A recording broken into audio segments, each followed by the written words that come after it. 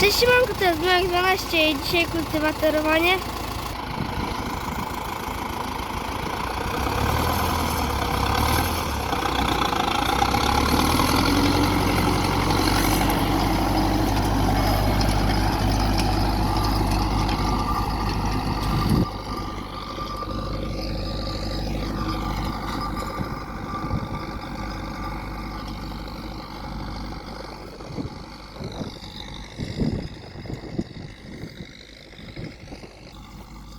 Teraz co chwilę są deszcze, ale dzisiaj chcemy pouprawiać.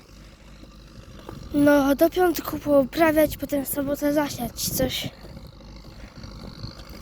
Bo dzisiaj środa.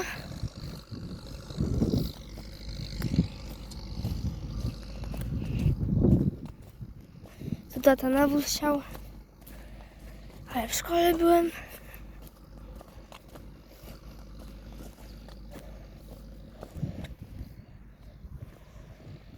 Tam jeszcze 60.